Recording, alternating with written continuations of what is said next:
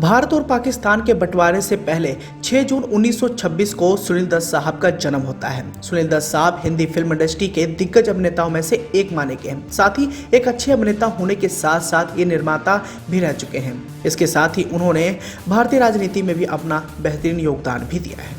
सुनील दत्त साहब के birth anniversary को लेकर इन दिनों काफी ज्यादा चर्चाएं की जा रही हैं और उनकी जिंदगी से जुड़े कई सारे मशहूर व दिलचस्प किस्से भी रहे हैं जो इन दिनों सोशल मीडिया पर काफी ज्यादा वायरल भी हो रहे हैं। आपकी जानकारी के लिए बताना चाहेंगे कि सुनील दत्त साहब ने फिल्मों में अपनी मशहूर अदायगी के साथ साथ काफी नाम और शोहरत भी कमाए हैं और इसके मद्देनजर उन्होंने लोगों का प्यार भी हासिल किया है।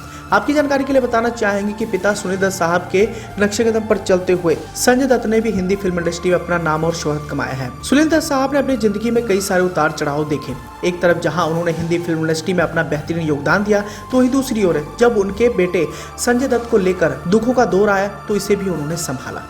जानकारी के लिए बताना चाहेंगे कि संजय दत्त को लेकर एक समय काफी ज्यादा सुर्खियां भी छाई थी। मुंबई बॉम्ब ब्लास्ट से लेकर उनके ड्रग्स के नशे को लेकर भी सुनील दत्त साहब एक समय बहुत ज्यादा परेशान भी रहते थे। लेकिन यहाँ हम आपको ये भी बताना चाहेंगे कि एक बार सुनील दत्त साहब की एक छोटी सी गलती होती है, जिस गलती के चलते वो अर्श से फर्श तक आ जाते हैं और बाल बाल उनका कर्ज में डूब जाता है।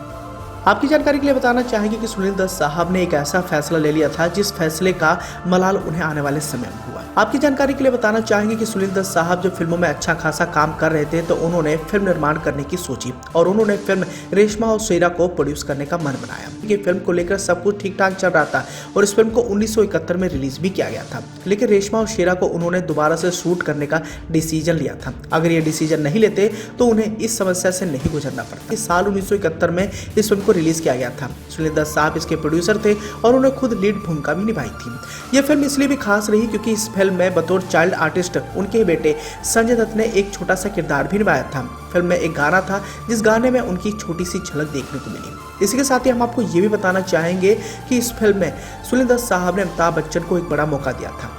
साथ हिंदुस्तानी को करने के बाद अभिनेता अमिताभ बच्चन एक बड़ी फिल्म की तलाश में थे। बॉलीवुड जानकारों का यह भी मानना है कि उस दौरान के तत्कालीन प्रधानमंत्री का खत सुनील दत्त साहब को आता है और सुनील दत्त साहब पर एक जिम्मेवारी सौंपी जाती है कि अमिताभ बच्चन को किसी बड़ी फिल्म में काम करने का मौका मिले और सुनील दत्त साहब प्रधानमंत्री की बात को नकार नहीं सकते थे। ऐसे में उन्होंने अमिताभ बच्चन को इस फिल्म के जरिए कास्ट किया, लेकिन यह फिल्म सुपर डुपर फ्लॉप साबित हुई। पूरे घटना का अगर जिक्र करें तो रेशमा और शेरा को शुरुआत में सुखदेव डायरेक्ट कर रहे थे, लेकिन सुनील दत्त साहब को उनका काम बिल्कुल भी पसंद नहीं आया। फिर उन्होंने खुद डायरेक्शन का कमान संभाल ली।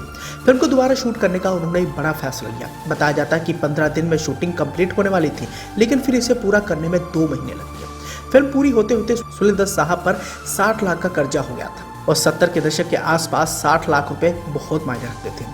हालांकि सुनील दत्त साहब ने एक पुराने इंटरव्यू में इस बात का खुलासा भी किया था। उन्होंने इस पर कहा था कि जब फिल्म रेशमा और शेरा फ्लॉप हुई तो लोग उनसे अपने पैसे मांगने लगे। सुनील दत्त साहब का इस पर कहना था कि मैं उस वक्त दिवालिया हो गया था, मुझे अपनी सारी संपत्ति बेचनी पड़ गई थी, बस एक कार बची थी। बच्चों को स्कूल छोड़ने के लिए मैंने बस में सफर करना शुरू कर दिया था। गेट कीपर से लेकर बस कंडक्टर तक मेरा मजाक उड़ाते थे। मेरा घर गिरवी रखा हुआ था। प्रोड्यूसर मेरी फिल्मों को फाइनेंस करने से साफ तौर पर इनकार करने लगे थे। उस समय डायरेक्टर्स मुझे बी ग्रेड की फिल्में ऑफर करने लगे थे। हालांकि कुछ समय बाद सुनील दत्त साहब की आर्थिक स्थिति फिर से ठीक हो जाती है और आने वाले समय में वो तमाम बड़ी फिल्मों का हिस्सा बनते हैं और फाइनेंशियल जो उन्हें प्रॉब्लम रेशमा और शेरा के फ्लॉप होने के बाद आई थी वो उसे मेंटेन कर लेते हैं। धीरे धीरे उनके बेटे संजय दत्त का भी बॉलीवुड फिल्म इंडस्ट्री में आना हो जाता है और वो फिल्मों में अच्छा खासा काम करने लग जाते हैं। हालांकि आने वाले समय में सुनील दत्त साहब राजनीति में भी अपना कदम रखते हैं और यहाँ पर भी उनकी लोकप्रियता साफ तौर पर देखने को मिलती है।